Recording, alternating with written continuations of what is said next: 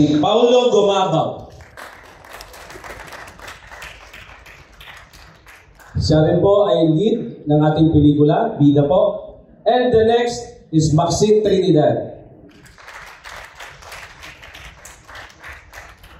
Yung next po natin na bida rito, although wala siya, si Christian Simpson.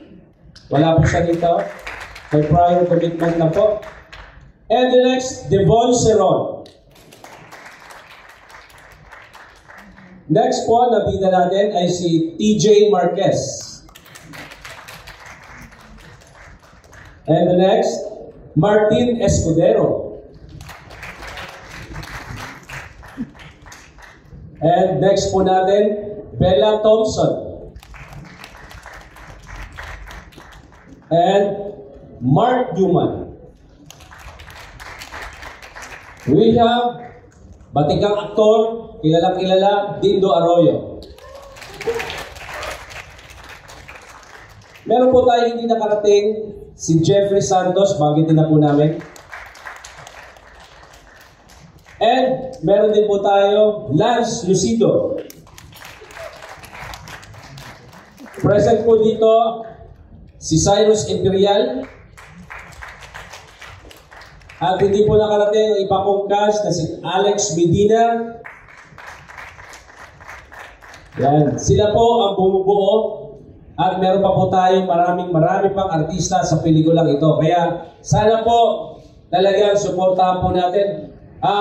I-welcome ko lang ang presence ni Directorate for Controllership, Police Major General Neil Alinsangan.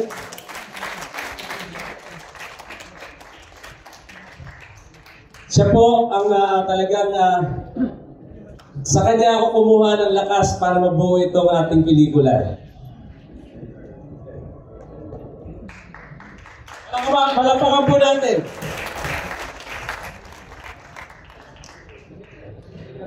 At hindi po mawawala ang aking inspirasyon sa pagbuo ng pelikulang ito kung hindi po dahil sa aking pamilya.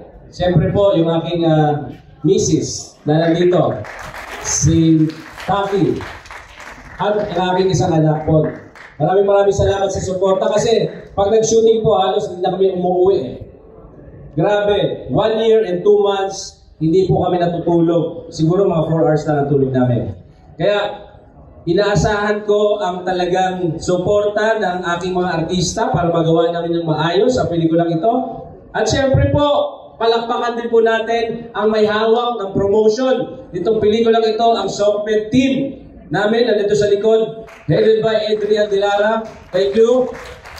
Lahat po ng mga friends ko sa media, maraming salamat. And I will call to our moderator. No? Sino pa? Yung aking TC, talent coordinator, Ani Airoso, ang consultant po ng production, June Asaldo, si Maritone Villanueva, yung aking makeup artist. Lahat po, no? Siguro, dito na kayo isa-isa, baka matapos tayo mamaya. I will call Ms. Mel Navarro for proper press con, our moderator. Thank you.